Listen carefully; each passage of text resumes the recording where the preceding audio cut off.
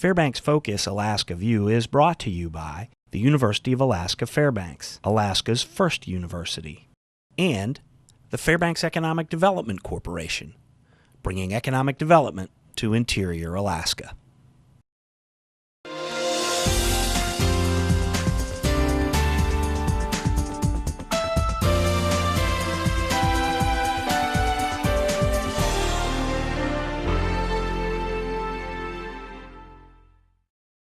Welcome to another edition of the Fairbanks Focused Roundtable. And today on the roundtable we will be discussing homeless youth in Fairbanks, what the problem is, how big a problem it is, and what's being done to try and solve the problem. And with me are Sarah Smith, who is an AmeriCorps Vista volunteer with the Fairbanks Youth Advocates, and Yana Kriofsky, who is the program coordinator for the Street Outreach and Advocacy Program. So let's start with you, Sarah. So how big a problem is homeless youth in Fairbanks, and what is the Fairbanks Youth Advocates doing to try and solve or at least alleviate this problem? It's pretty hard to figure out how many homeless youth we have in Fairbanks and how big the problem is, because homeless youth don't want to be identified. So the school district can identify some when they if it comes to the attention of their teachers or their counselors that they're living alone. And so last year they identified 73. And if their parents report them as a runaway to the police, they become reported runaways, and there were 173 last year, reported to the Fairbanks Police Department. But unfortunately, a lot of our youth who are homeless are never reported, and they're never identified. And so we know that the numbers are much larger than that, but we don't know how large the problem is. We just hear stories and meet the youth that are experiencing it. So what Fairbanks Youth Advocates is doing is we are working to open an emergency shelter for runaway and homeless youth. There is no shelter designed for homeless youth here in Fairbanks.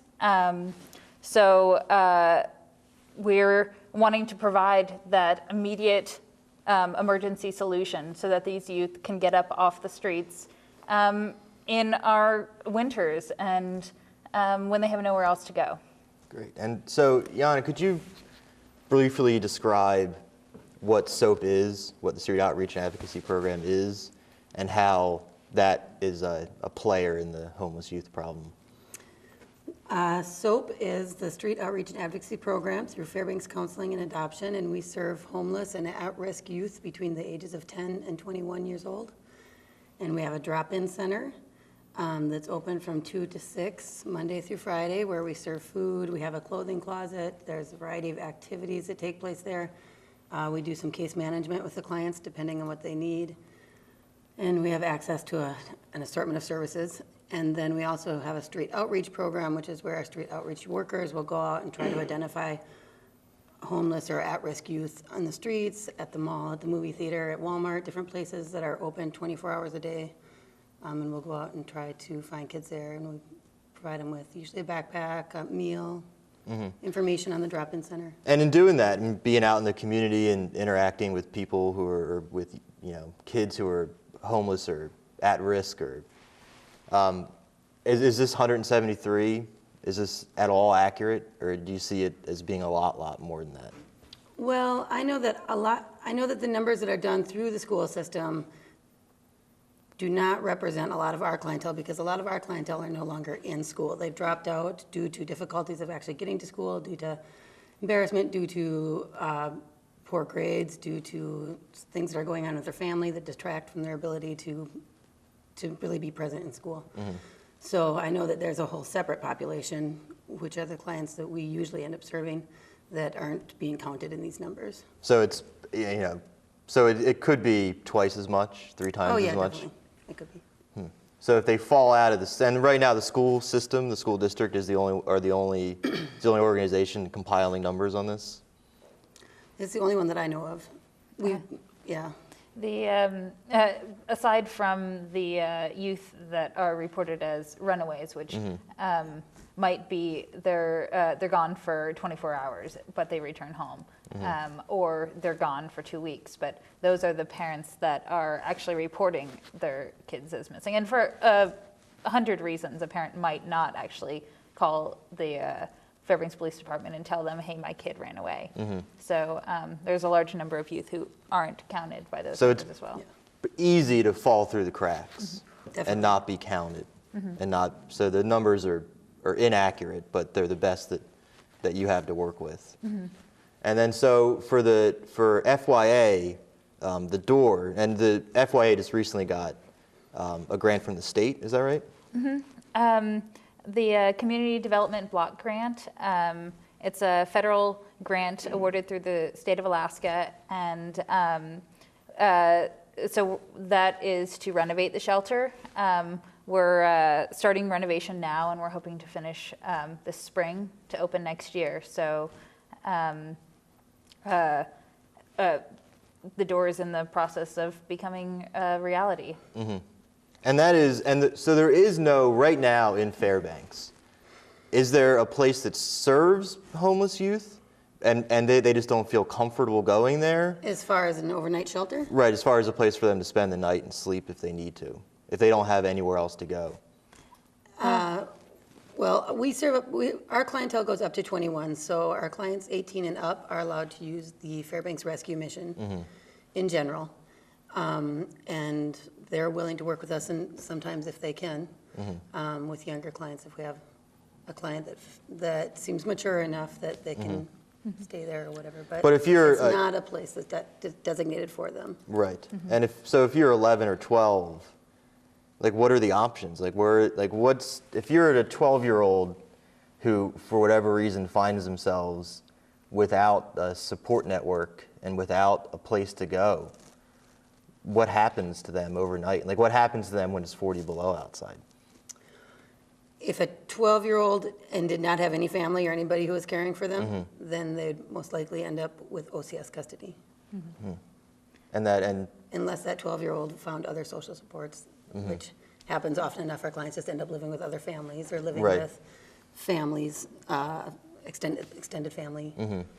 And how big of a problem is the exploitation of these homeless youth in Fairbanks? I mean, I know nationally, but specifically in Fairbanks, like what's happening to these kids that don't have a place to go?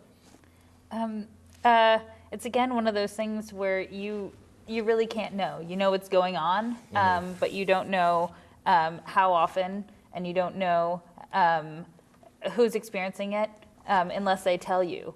So we know that statistically, youth are very likely to be targeted for sexual exploitation immediately after leaving home. But they most often, it's a gray area between sexual exploitation because many youth will trade sexual favors for a place to sleep, which borders on sexual exploitation. They're not being prostituted, but they are expected, if you're going to sleep on my couch tonight, I'm going to want something more. And from what I understand, that's something that a lot of homeless youth experience. And is that your same assessment? Is that what you do, or anecdotally? Yes, and I do think it is blatant exploitation, but yeah, I think that happens frequently, and I think that once once a child gets into certain connections in certain circles, it's very hard to ever make contact with that person again. So it's really important that we have our services available instantly and that people in the community know about it so they can come to us first, because once they're gone, it's very hard to reconnect. And in your experience, I guess, especially with SOAP, and I guess FYA, where are they coming from? Like, is this an itinerant population that kind of is passing through for the summer and needs some place to go, or are these, homegrown Fairbanksans that are, for whatever reason, have found themselves in a really bad situation? At SOAP, we have a combination. We definitely have a lot of local clients from Fairbanks and North Pole. Sometimes kids that have come in from the village wanting to move to Fairbanks, find work or stay with family or just looking for a change or whatever, and find out that it's not as easy as they expected. Sometimes you have kids coming from out of state, coming up to work for the summer, something happens and they find themselves without their job, without the support system that they had it planned. But definitely I'd say a majority of our clients are here from Fairbanks, North Pole area. From the Fairbanks North Pole area. And is there any place in North Pole that you know of? Or is it just these, because FYA is based in Fairbanks, right? And so SOAP's obviously based in Fairbanks. Are there any support systems that you know of that are in like North Pole proper? Not that I know of. There might be a couple of religious-based ones. I'm not sure. I mean, there's not an actual center or anything like that I know of. But I guess since there's a larger, I mean, it would make sense since there's a larger population in Fairbanks for it to be. And youth can usually find their way to a place to stay. So if that place is in Fairbanks, they can find a way from North Pole to Fairbanks. Youth are pretty creative. Right. And I know just from, to take the emotion out of it, just from a pure economic standpoint, like these are, if you, as you said, these are people, a lot of them who have grown up in Fairbanks and who now the community at large is losing their economic output because they're, being put in these situations that no one would ever want to be in. And if they do fall through the cracks, we lose someone who could potentially start a business or go to school or at least become a consumer of things. Definitely.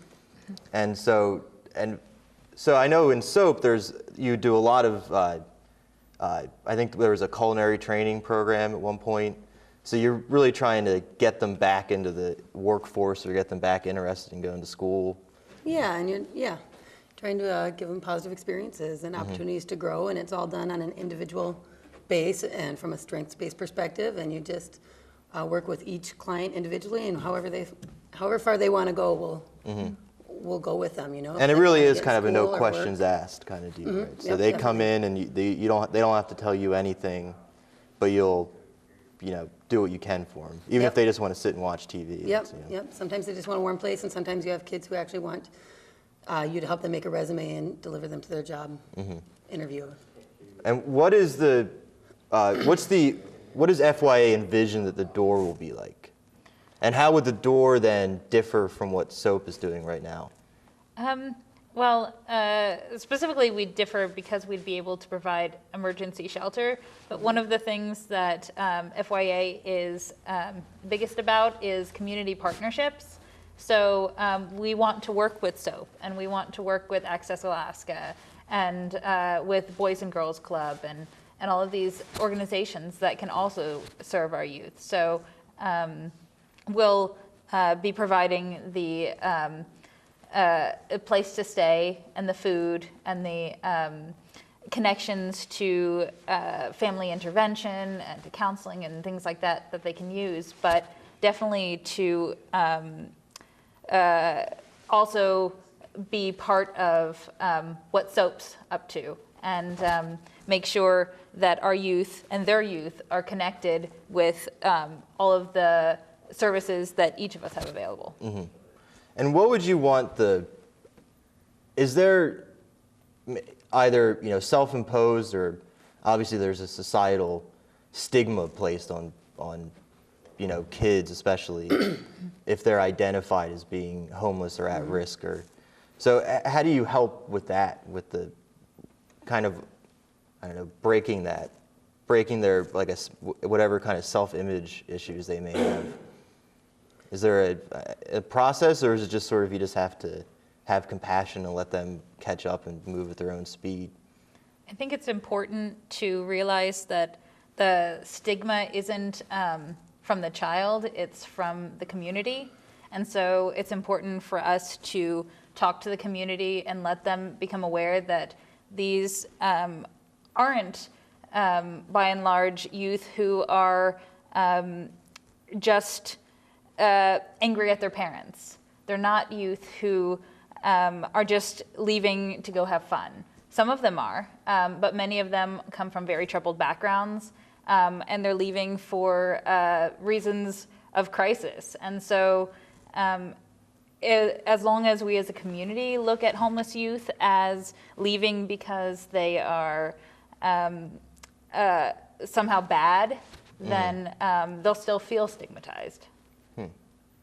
And what do you find that having a drop-in center where there's a lot of peer-to-peer interaction, does that help a lot, or does that sometimes hinder? It could go either way. In general, I would say it helps, but sometimes you'll think, maybe those two should have made a connection.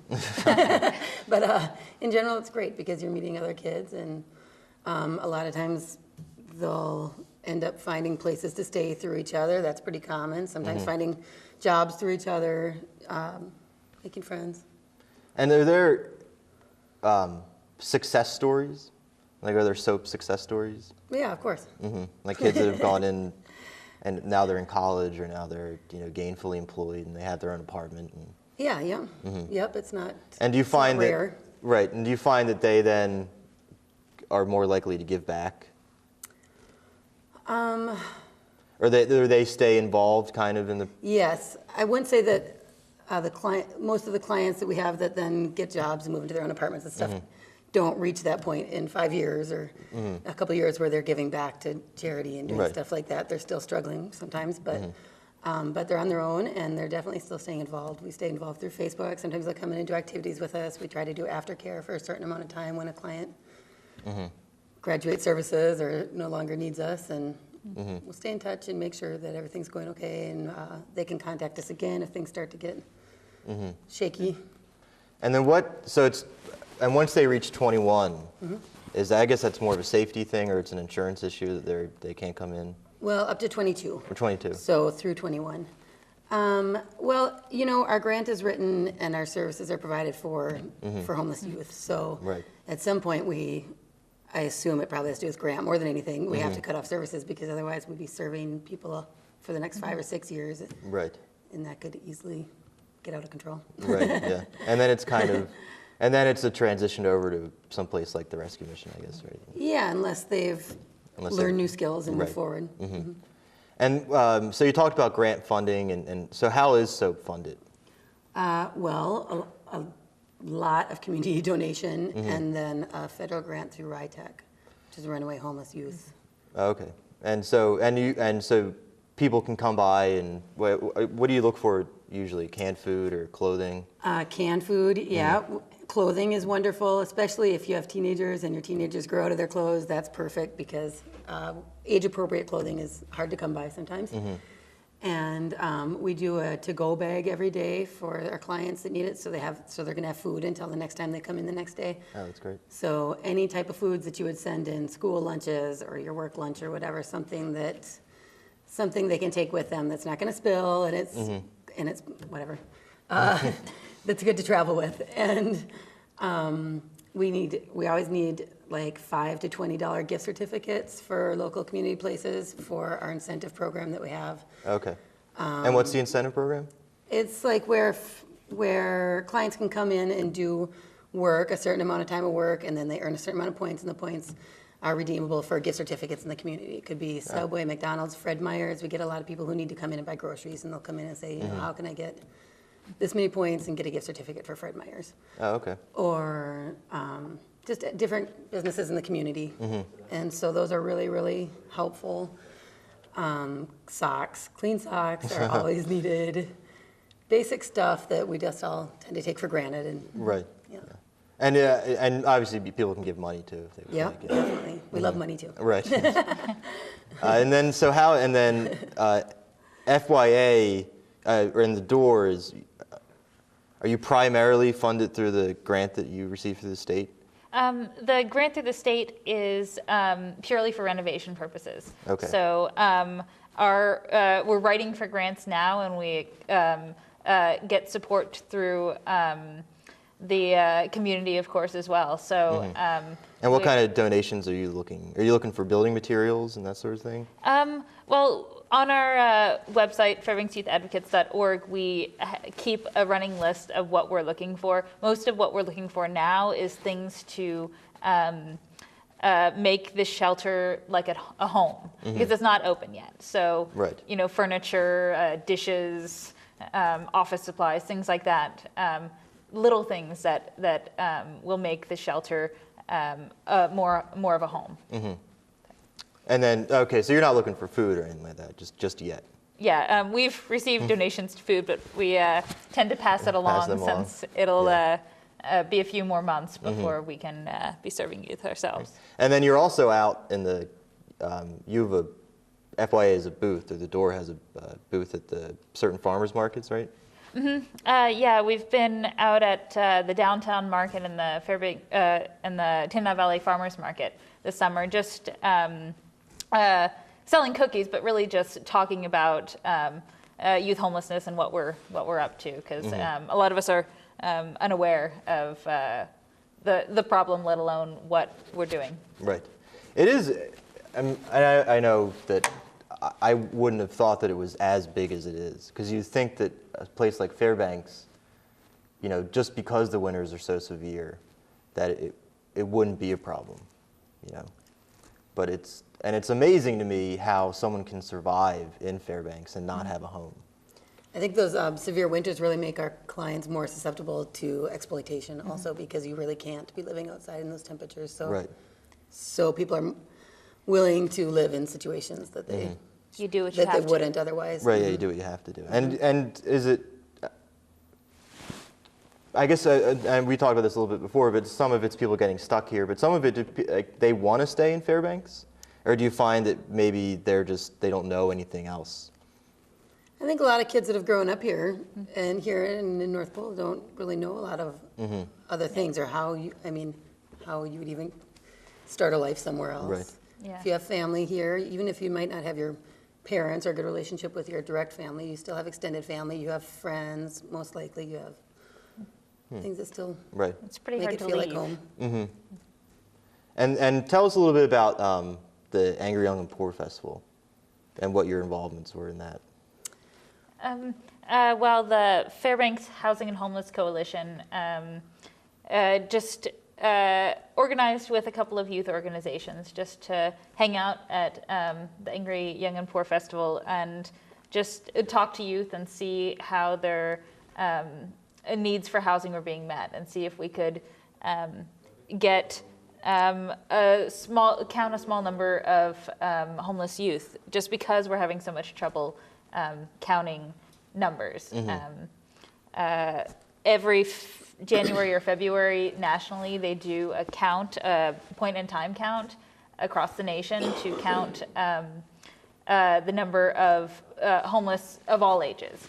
And unfortunately, youth usually get passed because they're so hard to count.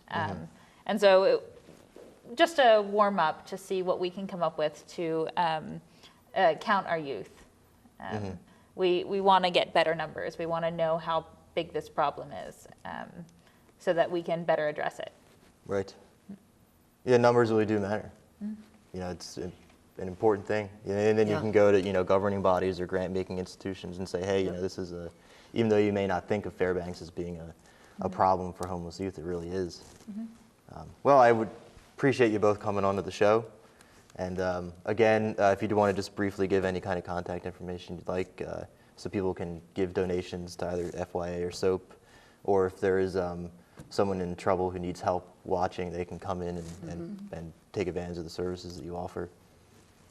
Yeah, definitely check out fairbanksyouthadvocates.org. We're also on Facebook and Twitter. I think you can look us up if you. We'd love to hear from you. All our contact information is on our website. And SOAP is located at 537th Avenue behind Wells Fargo on Cushman, downtown. And we are on Facebook, and you can find us through the Fairbanks Counseling and Adoption website. All right. Well, thank you again. Thank you. And thank you for joining us. See you next time.